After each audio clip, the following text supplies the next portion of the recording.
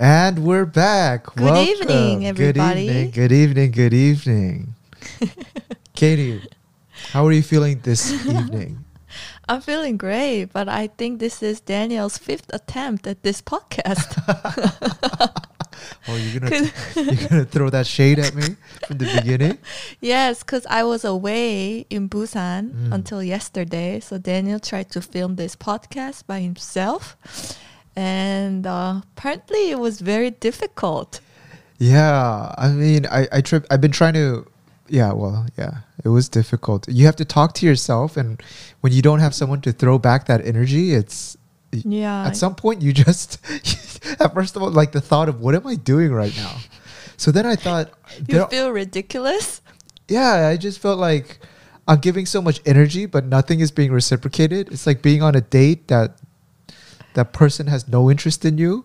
And so you're just like, And so all of a sudden, the motivation is lost. So I think we definitely have to be a dual combo to make this show work. Is there any podcast that is done by a single person? It's a good question. I know there's some like radio hosts that, operate by themselves. And now I have to give them so much more credit because it's a real skill, I think. Yeah. This morning, I got a call from my dad. I don't know when he picked this habit up, but whenever he calls me, the first thing he goes is, Daniel, 좋은 소식 있나? That's so much pressure on you. Yeah, in Korean or in English, that means, so Daniel, do you have any good news for me? And that's just, I don't know when he got that habit, but on some days, it really bothers me and I want to tell him, like, what are you talking about? But now I have a reply for him. What do you have? My reply for my dad, no news is good news. No news is good news. That's amazing. And so now I don't have to say anything more.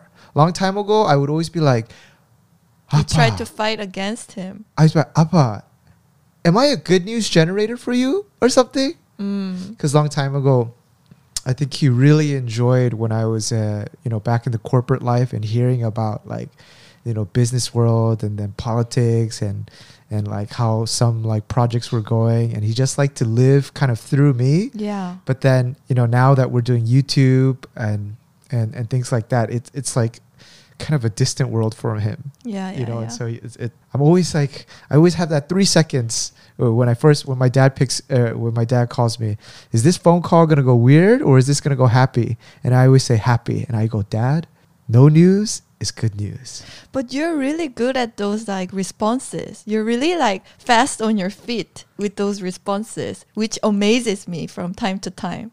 It's because I've had so many stupid fights with my dad that remember what I told you a long time ago?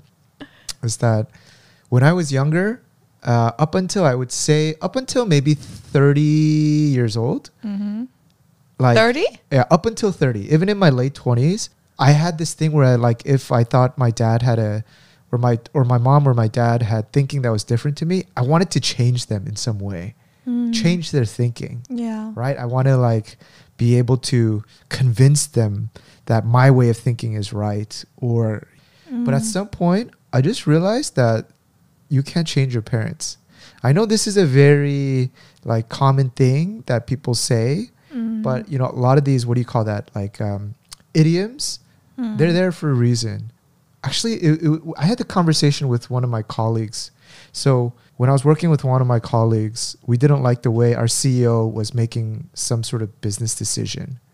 But then I started to realize that even if I was logically right and this was a business sound decision, which I thought was the way to go, for him, there's such a huge age gap between me and him, right? Like 20 or 30 years, that I think he took what I would say as like a parent to child, right? You would acknowledge if your child is right to some degree, but still, there's a gap that it's hard to jump. 20 years of experience is hard to jump. Yeah. So even if let's say you had a kid and he's saying all the right things, at the end of the day, you might still not change the way you think because it's your kid saying it. Yeah. So after I started thinking about that, I stopped trying to because it'll never happen. Yes. Especially there's the generation gap and then the culture gap as well. So so that's why I learned that, and then I stopped trying to change it, and then like my relationship especially with my mom or dad is great. Yeah. That's great. Actually, my relationship with my dad has been always really good. Yeah. But I know what you mean. I have that with my mom too. But yeah, likewise, I learned like at the end of the day, you will never be able to change your mom, you know? Yeah. So the best thing for you to do is just listen and and just say, yeah. We always had that discussion, right? Yes. Just be like, sometimes you get so angry, Katie. I remember this. It's like, God, I can't stand my mom. And I go, Katie, you know what? Just text her back and just say, I'm sorry. 엄마 죄송하고 제가 더 열심히 하겠습니다. Which means I don't even know how many times I've written her that text in my whole life. But the strange thing is, it works every time. It right? does. It works every time, right? So you just have to drop your ego and like serve your parents like senior person. Then it works. Yeah, and it's not even like this filial piety. That means like doing one's duty for your parents. But we're not even coming from that angle. It's even a very practical thing, right? When you're like have tension with someone, you have that strange feeling in the bottom of your gut and you can't focus, right? So if you just say, you know what, it's my fault. Even if you don't believe it, and then you go over it, later when things calm down, your day and then the week is able to progress and you're able to continue forward. Yes. Otherwise you're just brooding. Both sides are just brooding, and the time you meet again, you're gonna fight all over again. Yeah. And it's just nonstop. This what you say, no top in Korean, right? Yes. There's no end, no answer to it. So you just have to put your knees down and bow. Whoa, Katie, what's this like pre-colonial Korea? No, metaphorically. Right. And that's like the wise thing to do. Because Korean parents and most parents, they never say they're wrong. Actually, my dad is pretty Americanized, so he's really good with that. But when I see other parents, or like sometimes, remember when I used to like interface with a lot of older Korean like grandparents and stuff, they'll make the mistake, but they'll never apologize. They'll just get over it, right? No, they'll blame it on something else. They'll be like, 날씨가 더워서 내가 무슨 생각하는지 모르겠네. Which means today is so hot. I don't know what I was thinking. It's never you know what, I'm sorry. Yeah. I made a mistake. Yeah, but that's an indirect way of the older generation saying, I'm giving sorry. in. Yeah. Yes. And then if you push it, like, if you push it and you want a direct apology, you're going to fight again. And they'll get angry. Yeah. So it's like going in a full circle. Yeah. Talking about my dad, my uncle is one of those old school guys. My uncle, right? Yeah. He's so funny because my uncle has this habit of repeating everything. So you'll answer him, but he'll keep saying the same thing again and again. So he'll be like, did you eat? And I'll be like, oh, yes.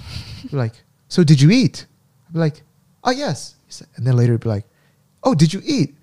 I thought it was like, maybe he's like mentally has a problem. Mm-hmm. I haven't figured it out. I haven't made up my mind whether he mentally has a problem or it's out of his personality. Yeah. But anyway, I don't know why I'm bringing this up, but I'm like trying to describe his character. Whenever he introduces me, he always says, hey, this is my my nephew that shook hands with Bush. President Bush. Yeah. And it's such a lie. Is it? Yeah. Do you know why that's such a lie? Why? So this is that Korean thing where like a charang or like accomplishment gets like told to another family member and then they kind of expand it out a little bit and then it becomes into something bigger that it isn't. So when I was young, when I was in elementary school, I think if you get like good grades or something, there's like this presidential award that you can get. And I think it was from George Bush at the time when I was in elementary school. Or was it? I don't even remember. It was some president though. Okay. And, we were immigrants to the U.S. So when my dad saw that I got a presidential award in elementary school, it meant the world to him, right? Of course. Oh my gosh. He was like to the sky. So he called all his brothers and he was like, my son, he got a letter from President Bush. And it's like a carbon copy. It's like a copy and paste. Yes. Great job for doing it at school. Your studies is going to push America forward. One of those like very generic paragraphs. Yes. And then comes a picture of the president as well. Uh-huh. So my dad was convinced that George Bush took a picture of himself and then sent it to our home because I, as an elementary school student, did great. So he called my uncle and he told him all of this. And then my uncles wanted to brag, right? So then my uncle basically started telling everyone else that, okay, now he added more towards it. Okay. He said, not only did I get a letter, but I shook hands with Bush. Oh, no. Right? So in his mind, like, you might have added it, but, give it 10, 20 years. And that becomes the truth. So when I came to Korea and he would introduce me at like a wedding to all of my extended family that I'd never met, he goes, come over here to my like extended family. He's like, this is the kid who shook hands with Bush. And I'd be like, how do you even react to that? I'd be like, Kunapa, which means like uncle. I was like, don't say that. And he goes, wow, don't be ashamed. You achieved it. I was like, no. But in my mind, I don't want to say it wasn't. Because when I told him, he said, don't lie. Your dad told me. Oh. And so you're caught in the middle. I know. So like every time I see him at like a family gathering till this day, he still says that. Remember I told you? He says multiple things. Well, he says multiple things over decades. So he still says that. Here's the kid that shook Bush's hands. It will never go away for him. Yeah, but I think he likes to say that because it gives him more credibility or it gives him more pride, right? Yeah. So he always wanted a son himself, and he has 2 daughters. And so like when he says that to other family members or like extended people, they're like, oh, that's great. And then he feels like proud of it, right? Yeah. So now I just like take the grunt or take the... Because you know where he's coming from, yeah, I just take the brunt of a lie. The guy who shook hands with president. Yeah. Was it Bush? I don't remember. I think it must be. Clinton was after... Yeah, I don't remember. I don't remember. Because he ran, whatever. It doesn't matter. I think it's Bush because it was Bush, then Obama, right? No, Clinton. 그래? I don't know. Does it matter? Yeah. But Daniel, I want to share that one story that really like attracted you towards me. I want to tell you one story. Wait. What does attracted you towards me? What does that mean? No, 이건 컷하고. 컷하고. Going back to that story about like, about our relationship with our parents and how you got to be better at it. Yeah. But you also have this trait that you're so like quick on your feet, as I told you. And there was one time that I was like so amazed at your ability. There was one particular incident. Which one? And that was back many years ago when I was living in Shinseoldong, and I had to move out of that flat. So there was a big E-Mart nearby, and we needed like all these cardboard boxes to pack all my stuff in. Yeah. And at that time in Korea, they were providing all these cardboard boxes for free for people to use them instead of those plastic bags. Yeah, like basically similar like if you're at Costco, you buy a lot of things, they pack it in cardboard boxes. So but it was free for people to use them, right? So we remembered that. So we went to the E-Mart to get some of them for free, right? And then as we were walking out, we got caught by this security guard. Yeah, because you're not allowed to take those. Plus it was empty, right? So they saw it. They were like, yes, what are you doing? And then the moment they said that, like my like response when those kind of things happens is I 당황해. Yeah, Like 당황 means like you just get I get bombed and I just lose my words. You freeze yeah, up. yeah, and then if basically the security guard stopped us and was like, "Why are you taking all those cardboard boxes?" Because we needed them to use them to move. Right, you were moving you out of that that unit, and we thought it'd be a good place to put all your desk stuff, right? Yeah, and the clothes and all the books. But then, yeah, we got stopped. And what did you say? Daniel was so fast. He was like, "Oh, we need this for our church activities." This Sunday church activities, is it okay? And of course, who would say no to that? And I know that we were like misusing the situation, but I just wanted to praise Daniel so much for that spontaneity. Even to this day, I'm just so amazed. And then I shared all this story to my parents and my mom. And oh, you did? Why would you share that? they were like cracked up laughing. Oh, really? Yes, because this is a trait that is not found in my family's DNA. I don't know. That just, How do you do it so well? That's either you. Are you just wired like that? I think it's just you're wired. Like for most people, either when something happens to you, you either react or you take time to process. I think I just react. And a lot of times, I think it's because I've gone through those situations so many times in the US. I mean, not like try to steal boxes, but I was a little bit mischievous when I was young. Oh, actually, you know what? I'll tell you how I react quickly. Tell me. In my mind, if I know I'm doing something that's like kind of in the gray area, Yes. I already think about my response as I'm doing it. So while you might have just been picking up your boxes, Yes. in my mind, I'm already rotating what I would be saying if I got caught. Wow. That is the honest truth. Wow. Yeah. So remember that time we were at that like swimming pool party? Oh, that too is another amazing incident. Right? And then we didn't have a towel.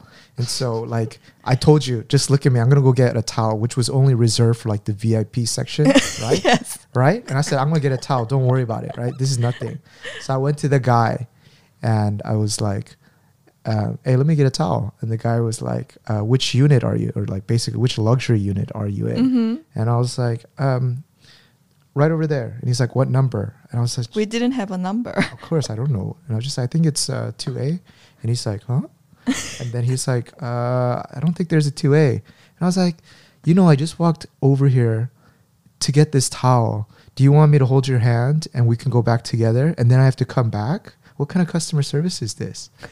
That phrase, you think it came out right there spontaneously, right?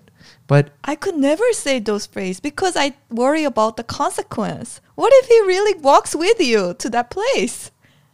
And that embarrassment you're gonna get. oh, if it actually goes through like that, Yeah. then you could be like, hey man, I just want a towel. But What's wrong with that? that second part never happened, right? It usually doesn't happen if you go in with a lot of confidence. Yeah. I don't know what we are teaching our audience. Yeah, I don't know. I mean, but these are like small things. Wow, we used a couple of cardboard boxes, big deal. So those things doesn't matter. But, there are times when it doesn't work, all of this thinking. Do you remember the time when, guys, this is a perfect segue.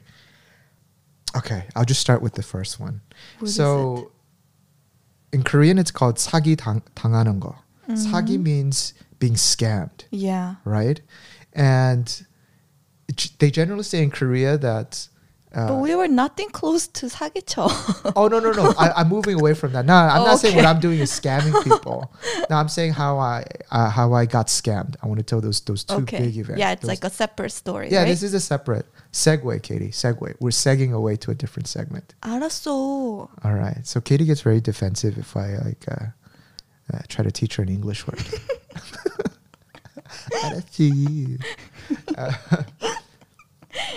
So yes. So when I was like working at I gotta think about this, how I should phrase it, because he still works there. Actually, yeah. No, I'm not gonna say his name. I could say his name because he's such a scum of the earth. But the person who really scammed you for money, right? Yeah, who tried to scam me.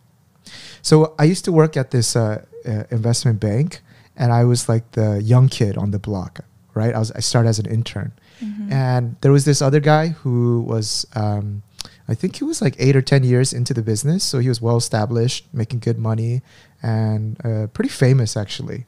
So after I left the bank, I wasn't in finance for too long. I think maybe less than a year, maybe just around a year. I get a call. I think it must have been 6 years later after I left the firm. And he was like, Daniel, like, how are you doing consulting? Hey, let's meet up. You know, I'm interested to see what you're doing on. I also got this new project that I'm working on, and I want to tell you about it.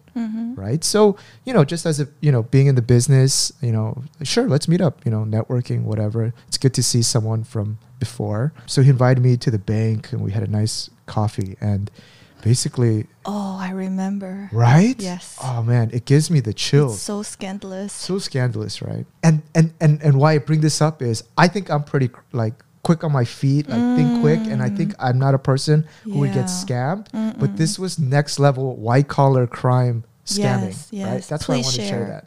So this guy, he called. He at first he sits me down and he's like, Daniel, let me know how you're doing. I was like, hey, consulting is very different from finance, and I could just tell when he's looking at me and I'm talking about, he's just not interested at all, just empty, looking at me.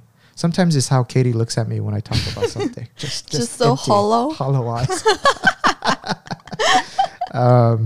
After he listened to me talking, basically what it came down to was like, Daniel, I have this business proposal and I want you to invest into it.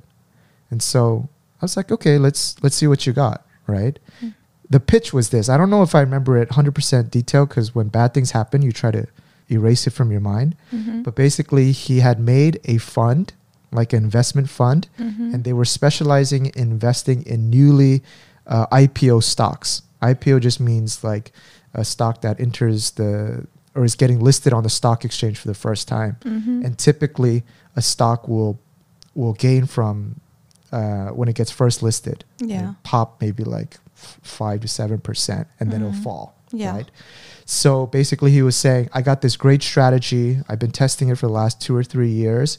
And since I work at the investment bank, I have good basically inside information where I could basically invest into this and make a nice return for everyone who's involved. And so at that time, I had actually left consulting, and I was thinking about, this was before I started YouTube, and I was trying to think about what project I was going to work on. So I wasn't like needing cash that much, because I had, I had money saved up. So of course in my mind I was like, hey, out of all of the investment professionals that have that much money, why are you coming to me? Right? I mean, that's a very important question. Yeah, because you're not even working in the industry anymore. And I don't have enough. I don't even have that much money compared to those investment big boys. He was kind of dancing around the question, and then I kind of pressed him again. And his answer was, well, it's because, Daniel, the thing is, he is a Korean Canadian, right? So he basically needed a Korean citizen like me that could also speak English. What he wanted was $100,000 from me. And I told him, well, I'm not going to give you 100,000. But he was like, oh, but Daniel. That's a lot of money. Yeah, of course. And he was like, oh, but Daniel, you don't even have to give me 100,000. Here's what I can do for you. I have 100,000 that I'm going to give to you, and then you're going to give it back to me, invest it back into the fund. And the reason is because something about the fact that he's Canadian. He's Canadian, so due to some sort of financial law, he's not able to get that money, but he can give that money to me. And then if I give it back to him in the fund, then he would give me I think he said 7 to 8%. right? Every month, Yeah. right? Which is a nice return, right? Mm. Very nice return every month. What did I tell him? I was like, you know what? Like, nah, You're not I'm interested. not interested, because at that time I wasn't. Looking for anything like that, right? I already had money saved up, and I Mhm. didn't need more. But if I was needing money, I would think I would have totally fell for this, Mm. because he's very well established, Exactly. right? Mm. So in my mind, like, I didn't completely understand the complete transactions, but what was even more scandalous was he printed out the stock returns of his fund, and he listed out like all of the stocks that was in this kind of supposedly fund underneath the company's header. Mm. He copy and pasted the header, So so it looked like everything it was looked- legit, Yeah. right? Yeah. So then it made me not, okay, I'm sure he did due diligence, blah, blah, blah, blah. Now, how did we find out that it was a scam? Right. So I came back home, and I was just, I ignored him. And then the next day, He called. he sent me another text message, and he was like, so Daniel, did you think about it? Mm. Because I told him, hey, I'm not interested, but I could think about it. Yeah, yeah. Just out of courtesy, right? Yeah, he called the next day, and he was like, so Daniel, did you think about it? I was like, ooh, And then it suddenly ticked. the yellow flag came up. It wasn't the red flag yet, the yellow flag, when he was like, why is this guy like kind of so urgent? Seems to be in a rush. In a rush, yeah. And I was like, I called him, but he was still cool then. And then he called again, like a few days Right? later. You remember when I was taking the call again? Yeah. He called me the next day again. And he was like, Daniel, you know what I'll do for you? I'm going to up it to 10%. And I was like, 10%? What is this, like Bernie Madoff? Like, I what the know. hell? How can you promise 10%? And that's when the red flag came off. Mm. Because in finance, no one's returning 10% in a month. Mm, Right? mm, That's not right. And then I started getting a little bit pissed off. So I was like, hey, hey man, like I'm not interested. I'm going to do my own business. I need to have my own capital. So I don't want to put anything on the table right Yeah. now. And then the next day he called so urgently, and then he spilled the beans. Oh my Right? gosh. Hey, Daniel, I borrowed money from the wrong people, and I'm in a lot of trouble. I know you have money. That's so crazy. Yeah. Can you help me out? I really need your help. At that time, So pissed. I was so pissed because I realized he was trying to scam me the whole time, and he got caught. And I was like, because I still remember that he was one of my bosses, so I couldn't be aggressive. Like, it wouldn't come out of my way. I just told him, hey, I'm gonna hang up the phone. Don't ever call me again. Mm. Right? And I hung up. So now, what was the plan? The plan was that he had $100,000 in debt underneath his name. What he wanted me to do was basically transfer that debt to my name. So then the banks would come after me, and then he would pay off slowly the debt to me. But if he stopped paying for it, then the banks would come after me. Basically, the name of the debt would have been switched. That's And- so crazy. And the plan was for me, and how he would convince me was me to invest into this fund, right? I mean, it sounds maybe not as clear because now it's been like 10 or 12 years, but it was very close call. Yeah, and I can't believe that how people can do such things, Yeah.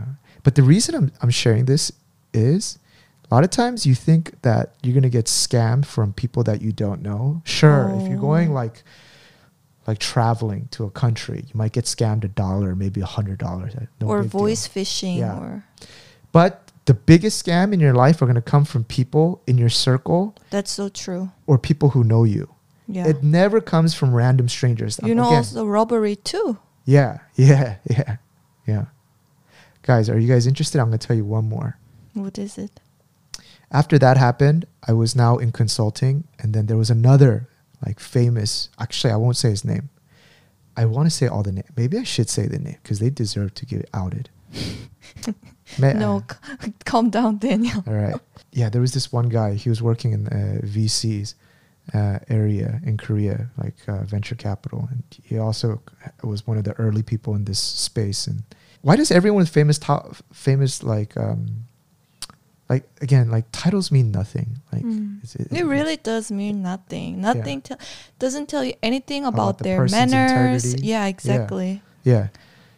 I ended up doing some work with him, and at one point he gave me this excuse that Daniel, like, I have money coming in from abroad from these deals, and I'm in such a like hard place right now because my family, something went wrong with some bills, and right now I can't even pay off my my mortgage or something. Can you loan me like I don't know, X amount of dollars? And this wasn't small, it was like in the tens of thousands. Can you let me borrow? Right? And it was such a weird thing because I was working with him and he was very famous. So I thought he was like, you know, had a lot of money. So I thought he'd be like, why not? So I gave him the money, right? And then he told me he needed it for a week. See, this is, I mean, when someone says they need money for 1 week, it's a joke. They don't need money for a week. It never happens that way. This gave me so much stress because he wasn't able to return it for 5 months. I think it was 5 or 6 months. Wow. Right? When I can't imagine all the pain you were going through. It was painful because of my ego. Because I had worked so hard to save up my initial capital. Of course. And then to have this guy who I kind of did one project with, but then I realized later on that he had kind of a very shady reputation in the industry. I didn't know about it, right? And then he had conned me out of this much money. Yeah. So I remember when I used to shower in the mornings, I was like, so angry at I was yourself. so angry thinking about how much hard work I put in to save this money. Gosh, And then poor this you. guy took this money from me that easily. How stupid I could be. And so for the first time, I remember telling my dad this, that I think I could kill someone. And my dad's like, 뭔 소리를 하고 있냐? She's like, Oh, "What so are you talking told your about?" dad about the scam while it was happening? No, I told him later about it. Oh, okay. Yeah. That for the first time, I think I can kill somebody. I never felt this much rage, right? And so then I know what you mean. I used to practice in the mirror what I'm going to tell this guy to force him, to pressure him to give my money.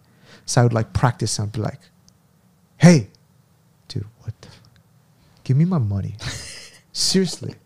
Or else, This is you just practicing. yeah. I would practice in the morning, right? This is how much of my mind space it took over, right? And this was like, you know, when I was so busy with all these other projects going on. But it overtakes you. Exactly. So I know So exactly I what you practiced mean. like 6 times. And then every morning I would get to that client's office and I would open the door and then I would see him and he would drop the most gentle hello. He'd be like, hey, Daniel. And I'd be like, hi, how are you? And so I would get like, but they're the worst people ever because they know that that's on your mind, right? But they just neglect it. yeah. But eventually he gave it back. But then now I have 2 rules with money. Okay. One, if you're going to lend out a sum that you wouldn't mind just losing. Because if someone is that desperate for money, they're not going to be paying you back for a long time. Most likely, they might not even be paying you back. Yeah. So I think you were so nice though to lend that money to that guy initially. it was because I was sunjine. Yeah. Sunjine means being naive. Yeah. Like it was the first time I was touching money, and then it's I You haven't- never do such things now, But right? I'm happy that happened to me when I was young. Because if you're that naive later on and someone asks you for helping with some mortgage or like signing on to something without looking, that's gonna ruin you. So that's why I kind of wanted to share those 2 stories because that happened on early in my career, but that's good. And I told my friends that too. So it's never random people. It's the people around you that are going to come asking for money. But the thing is, it's not that you can't lend people money, right? But big sums of money, you got to remember these stories, guys. Yeah. I just have this strict rule. I just never lend money because I know this is gonna sound so like childish compared to your story. But I moved to the UK and I started living alone, like since I was like maybe 12. Yeah. And so I would have like pocket money, like my mom would just transwire them. So maybe just at the time, maybe $10, $12, not dollars, pounds. I would have them, and that would be so precious to me, right? Just 10 pounds is about like, how much is it? $5 at that time. But even that, however big or small it is, that money was so precious to me for that 12-year-old girl. Yeah. And I would get some of my boarding students asking me to rent how do you say that word? Which one? Lend money, Lend borrow money from me, right? So that would be like maybe $2 or £2 or £3 to get some stuff from the vending machine or whatever. But that £2 or £2.50 is so precious to me, because with that I can do my laundry and I can use the dryer machine. Yeah. And they would say, I will give it to you tomorrow. and then if I don't get it back by the next day, then like my mind will start going so crazy, and I will just like you, I would start prepping how I'm gonna ask that person to give me my money back. Yeah, but you know that practice. That's how you get good on being like thinking quick on your feet. You rehearse those things. Yes, but then I also wanted to prevent the situation from even happening, so I wanted to just not lend money to people around me. Yeah.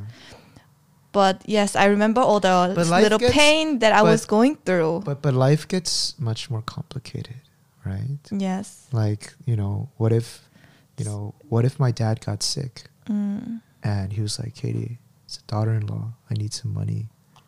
And I know, if it's a family member, of course, yeah. If it's family member, then hands down, let's go. And that's what we've been doing, right? So nothing there. But I think life, there's a lot of gray areas. But at the very least, I understand. It's not always so like clear cut. Yeah, yeah. Guys, I don't know how we're talking about scams, but this is kind of fun. We got an email last week. Someone was like, "Hey, future neighbor, dear Daniel and Katie. There's this huge, should I put out the name? No, let's keep the name. Yeah, just keep it anonymous. Gosh, dang it. One day I'm going to have the courage to put everyone on blast. A list of names. I know. I'm still too little shy boy to put these people on blast. Yes, because I don't really, I can't really grasp the consequence it will have. Yeah. But anyway, they basically emailed us saying that, hey, would future neighbor be interested in helping us? Did you just catch a mosquito? Oh my gosh. Well, the season is back, so I'm so conscious around me. Do you remember in our office tell when in our small studio when a mosquito would come in, and our routine, we would turn on a small lamp and then each hide in the corner with the newspaper until it landed somewhere in SWAT. Yes, you are the master at it. Oh man, I lost a lot of sleep doing that. What are we talking about? You were talking about that organization. Guys, we got a new air conditioner. Did you hear that in the back? This thing talks to us. It's kind of scary. Yeah. We finally got an air conditioner this morning because it's getting so hot here in Korea. Thank God. And Samsung's air conditioners, they're amazing. This one is called Mupum, which basically means no wind. No wind. So basically once it reaches a set temperature, it just releases, I don't know, some sort of fog. I don't know what it does. It talks. It's light up blue. It's probably recording everything and sending it to Samsung headquarters. Who knows, tracking us. Well, back to your story, though. Right. Yeah, they contacted us saying that they want us to help them with this international event. And we would be one of the people that would help underprivileged youth. And they asked us, can you help us teach these underprivileged youth how to cook and teach them life skills?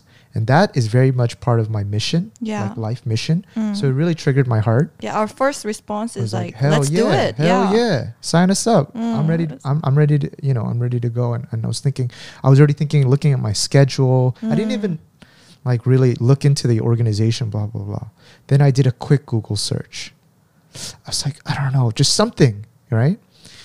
And it turned out to be one of those crazy Korean Christian cults.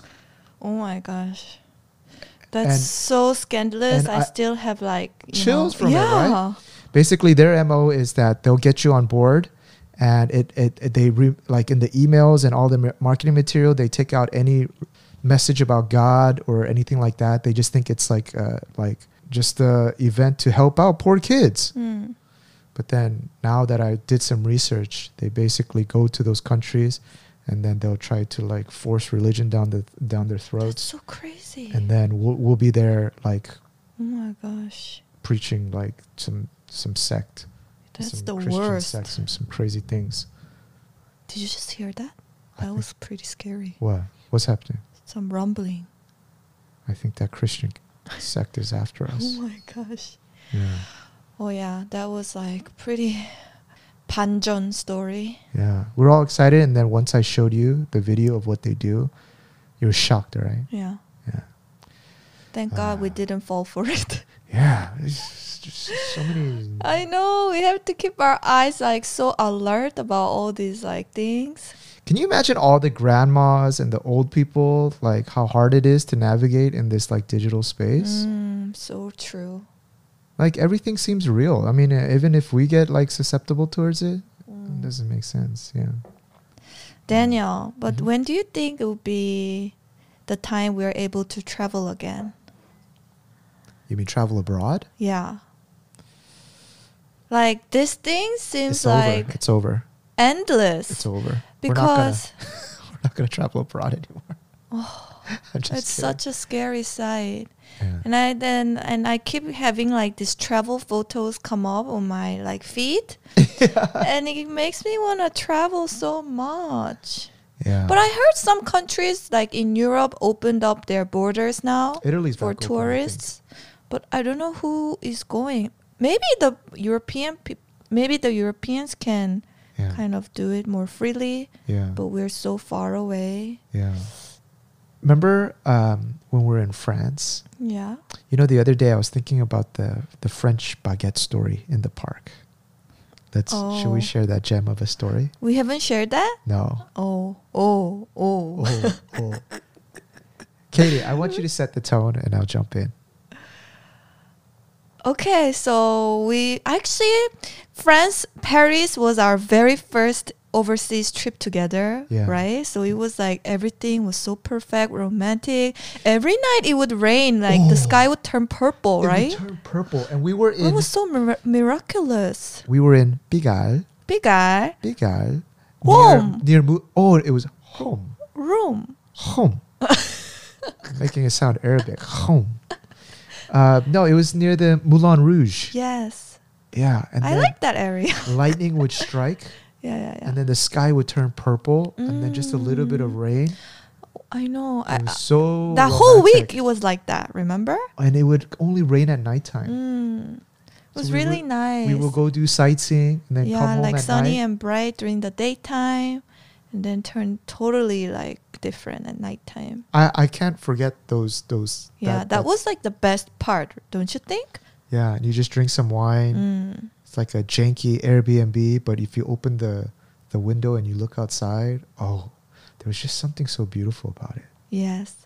And then one day I wanted to do like those people in the movies, so like buy some baguette and cheese from like a store Ah, that's right. and eat it at the park. Yeah. And I don't remember which park we were at, but we did buy some cheese. We woke up early. We went to a boulangerie to buy some croissant. How do you say Oh, croissant the French way? Great job. How do you say it? You're asking me. Croissant? Okay, I'll do my best. Croissant? Oh, yeah. The croissant. Oh my gosh, It's our really good. French listeners are gonna laugh at us. Croissant. So we got a croissant and a bagua. What's bagua? Baguette? I don't know. I think Sounds- it's sounds right. baguette. Oh, really? Okay. And then we went and we got some nice deli ham, nice artisan cheese. Yeah. And then we found a nice place in the park. Mm. Okay. It was beautiful, people were outside. You had some random French guy juggling. You had like someone painting. You Yeah, had people, and reading, just like chilling. It was beautiful, right? So we were pretty hungry by the time we had sit down in this park. Mm. And so as soon as we got down, being Korean, we opened up the thing. We're thinking about food. We're not there to talk. All right, we're not there to talk. We're there to eat. By the way, when we were at the restaurants in Paris, and it was just such a hilarious thing that when we would go into the restaurants, we would order, we'd eat all our food, and then just look at all the other Parisians. I mean, they haven't even opened up the bottled water on their table. They're just like, oh, bonjour, bonjour. They haven't even used their spoon. They had so much things to talk about. And then we looked at each other and we were like, oh my gosh, this was maybe 1 year into dating and we don't have nothing to talk about. We felt so like out of place. So bad to ourselves. Yeah. And we're just like looking at the waiter when the second dish would come out. We had like, this was our first experience with French waiters. So we didn't know that you had to get their attention, nor would they ignore you, nor would they just, food doesn't come out quickly. Yeah. We were thinking with the Korean mindset, and we're just like... but all the French people in the restaurant seemed... so focused in discussion. It was beautiful. Yeah. Like, they what were seemed they talking so about? Intellectual. Yeah. And compared to them, it seemed like I was just so focused on my food. most basic needs. All I could hear is, Opa, move the picture so we could take it like this. And then, oh, eat. Oh, that's good. When's the next? Other people are like, so how is the day coming along for you? And, And our whole motto for that whole week was like slow eating. Slow eating. Yeah. Did we ever do it right? Probably That not. was extremely difficult, but we tried. All right, so back to the park now. So now we're making the sandwich. The bread is opened. The baguette is open. The croissant, we ate that as a snack. And then the ham is laid on. The cheese is laid on. I think we might have even got some mayonnaise. We laid it on. We had a little bit of rocket, the arugula rocket, put some on. Yes, there was so much like detail and care. Detail and care. And we just thought, oh man, we're so Parisian. Oh, yes. it's so nice. And then in the corner of my eye, I see this girl in like a very old school dress, just frolicking around, having the time of her life. And then not far behind her is this French policeman on a bicycle with a small little whistle going. And I was like, what the heck is going on? And right? we didn't even care. Yeah, we didn't even care.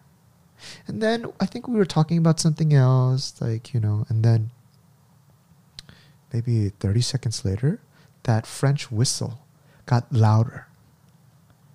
And then we still didn't care. Still didn't care. Another minute later, we had to care. It was right behind us. Police, policia. And then this girl. Now we made eye contact with her. Mm. And then that's when I realized, oh, that's what they call a gypsy. She's a gypsy. I had no idea. I thought gypsy, I was living in my own bubble. You had no idea. If you don't live in Europe, I thought gypsies only existed in Disney movies, like Aladdin. Yeah. I didn't know that was real, right? Mm. And then, but she made eye contact with me. And I was like, oh no, there's nothing thinking fast on your feet. This is going to go wrong. I had that gut feeling. And then she came. She came. And Katie, what did she say? She said, can I have a bite? And then she put her hand No. What? No. You're not giving it justice. She came, and she looked at us, and she said, I'm hungry. Oh. Right? Mm-mm-mm. She said, I'm hungry. And she did this gesture where she put 4 fingers into her mouth. And she was like, I'm hungry. So I was like, oh my God. I looked at her because I don't know how to say sandwich in French. So I pointed at the sandwich. And then I was about to break off a piece, right? Yeah. Looking at her. And then she said, I'm hungry again. And then she put her fingers onto her tongue, dabbed it. And then she went straight for our sandwich. And she put her hands in and just dive bombed. Just dive bomb right into the sandwich. And I saw the look on Katie's face. It was as if her life just was like split in half. And then she took her hand out. She put it back into her mouth. And then she's like, ah, and she laughed. And then she went to the next table. Oh, yeah. To the next bench. So shocking. That's when I realized she was just having fun. Oh my messing around with the God. tourists. Oh, my God. She wasn't hungry because the next thing that I saw was to the next bench. She threw a bag of the next person's chips in the air. Is it? Yeah, I don't remember afterwards. Because you were so shocked, Yeah. right? I was looking. I still have to. I'm the dude. I'm the guy. I have to be on alert. There could be another one coming right around the corner, right? So I saw her, and she had flicked that other person's bag of chips into the air, and then she was just moving around. And in my mind, I was like, "What the f is going on with the French police? If this was the U.S., that girl would have been shot, like shot and hanged, and like I mean, U.S. cops are brutal, but French were so laissez-faire. It was so casual, No remember? hands approach. They're just like, brrr, brrr, brrr, move out the way. Everything seemed like some sort of fairy tale. Yeah, they wouldn't even go after it. It was just like, So then, like this silence that you hear now, that was our immediate reaction. Both looking at the sandwich, not talking. I couldn't even get close to that sandwich anymore. That was something that we anticipated the most, right? And then I just want to throw that thing away. I didn't know whether I was supposed to feel sorry or whether that girl played me now. And then I started to lean towards, okay, she's just messing around with us. And I started to get like, right? More than, oh, it's like, right? And then, and remember but that. I couldn't throw away the sandwich. Oh. I couldn't. What did we do with the sandwich? Did you eat it? Oh my gosh, Katie, come on now. So I was like, Katie, it's all right. That's what I said. I was like, because, me trying to like settle down the situation. I didn't want you to panic and maybe cry or like, kind of go crazy, be upset that whole day. So I was like, oh, Katie, it's all right. I mean, her fingers, it barely went in. It's okay. It's okay. It's only this part. I was next to you. Yeah. So I remember I broke off the piece of sandwich, which her fingers went in. And then to calm you down, I was like, look, it's fine. I mean, because we're so still hungry. I was like, look, it's fine. And I bit into it. And you looked at me and you're like, Daniel. And I was like, no, it's fine. It's fine. But when I bit into it, it did smell a little bit off for some reason. And I was like, Katie, take a bite. And I was like, please don't notice that kind of off smell. And then I remember you took a small bite. Me? Yeah, you did. Off the piece that I broke off. Oh. From my side. And you were like, oh, no. I 이거 못해. Which means I can't do it. And then I took another bite and I was like, oh, something smells 꼬랑내. What is 꼬랑내 in English? What is something it? smells like feet. And then you're like, yeah, you dummy. Her fingers, who knows where it could have been? It could have been in her booty. It could have been anywhere. Who knows? And I was just like, all right, let's toss this sandwich. So I tossed it. But then the funniest thing was we went to go sightseeing. And then you kept saying, oh my God, I could smell her. I could smell her toes. It's following us. It's following us. And so I was like, Katie, no, this is just in your mind. Here's me still trying to like diffuse things. But even though I could still smell it too, I would smell it from time to time. I was like, oh my God, are those fingernails that dirty? How could it linger? I mean, we took a subway ride. I mean, we're like 30 kilometers away from that park and I could still smell it. This must be mental. This must be in my mind. Exactly. And then we figured out what it was. We went to go reach in for a bottle of water. And then we saw that leftover artisan cheese. Katie lied to me when we're at the deli in the morning, and she said she's really good at she really likes stinky cheeses. So in our broken English, lost in translation, the deli lady, she gave us a stinky cheese, like one of the stinkiest cheeses they had. And we never bit into it was the next level for me too. we never bit into the sandwich, so we never knew that the cheese smelled that bad. Right? So then I smelled the thing, and then Katie, and then the funny thing was, then you switched your mind. You're like, no, I want to eat this cheese. Keep it in the bag. And you wouldn't let me throw that cheese away. Because I know that it was from a proper place, Yeah. and I generally like stinky cheese. I don't mind them. But that was artisan sticky cheese. But that was pretty strong. Not like supermarket artisan cheese. Yeah, that was like a level that I haven't experienced before. So Yeah. It's pretty, yeah. But your memory is pretty good with those things. Usually you don't really have good memories, but I'm terrible. surprised that you remembered that so much detail about trauma. this. I remember trauma well. Trauma. Yeah, I remember You trauma well. describe it as a trauma. Yeah. Like, my dad always asked me, what do you remember, like, about the childhood? And there's one story that I still remember was, I don't know why, all this other stuff becomes like I don't know. It becomes part Because of you know your brain gets bigger, right, as you age. So our brain is like a computer. It needs to filter out all the rubbish from time to time. So I think that's why we start losing like memories of old things, because there is an X capacity of our brain. Well, it's just my theory. I remember the day that my dad turned into a cheetah. What? Katie, I'm talking figuratively. Guys, this is what life with Katie is. Okay. What? Hello? Who? Why? Huh? Who? Stop it. When I was young, I liked to tempt my dad. I liked to try him. I like to try his course you would. patience.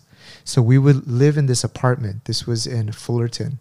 It was, I forgot the name of the place. This was when WWF was very popular, wrestling. And you know the Dwayne Johnson. You know him as a movie star, right? But he was The Rock. And he was like the most iconic wrestler. Well, there was Stone Cold Steve Austin, a bunch of other stuff. But I like The Rock the most. And he used to have this catchphrase, Katie. What is You know what it? he say? He says, do you smell what The Rock Oh, is yes. cooking? Yeah. And my dad wouldn't let me watch wrestling because he said it was too violent, it was too sexual, there was like too much like ladies in spandex and like all this. And But he likes it, right? no, he didn't like Doesn't it. he? No, he didn't like that. But we watched. I saw him watching wrestling when he was in Korea, at the 당구장. That's not wrestling. No, this is. Oh, you mean like UFC? You know, it's 다른 거야? You live in a different world. No, I'm talking. Yeah. 정말로. No, I have 무슨 zero 얘기를 할 수 있다. interest in those things. Yeah. I would get on the stairs and I would repeat that. And my dad would be sleeping on the first floor. And I would be like, Appa! He'd be like, whoa! I'd be like, do you smell what The Rock is cooking? And he'd be like, 뭔 소리야? Which means, What the hell are you talking about? and then I'd be like, I'll tell you what I'm talking about. Do you smell what The Rock? you challenge him. And my dad would be like, cut it out. This must have been, I think, junior high times. And I'd look at my dad and I'll be like, I will cut it out. If you smell. And I would do that. Like, literally, I would count down in my fingers. See, I was very mischievous. So I was at like count number 5 that I did this. And I remember my dad saying, if you do that one more time, I will kill you. And I was like, surely he won't kill me. Do you smell? At that moment,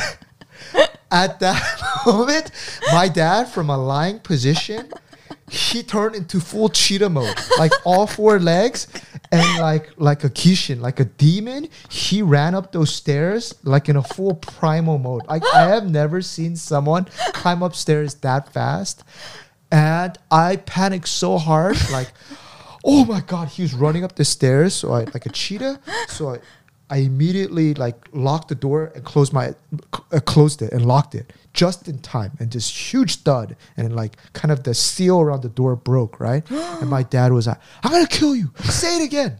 And I was like, surely there's no way that he's gonna break through this lock. So this time I didn't have as much confidence. So I'd be like, Appa, do you smell what The Rock is cooking? He's like, I'm gonna kill you. So he my god! broke the door and came Oh in, my right? god! And so then I was like, oh, and then I got hit so many times, right? and then I think you deserve to be hit. I got hit growing up all the time. I got hit with the You are just getting on his nerves so bad. yeah, a lot of those stories. Enough of this. I don't know why I just said that. I just think about this. Okay, guys. I think we should wrap up now. All right, guys. We'll be back. All right. Hope you have a great day and a great weekend. By the way, do we have a set day of the week when the podcast is going up? We're going to strive to be more consistent and come out every Monday. Every Monday? Yeah. All right. So you'll be listening this on Monday. So hope you have a great week. Yeah. And I will see you again on the next Monday. Also, if you guys like the podcast, give us 5 stars. Yes, and write us some reviews. Word. See you guys. Bye.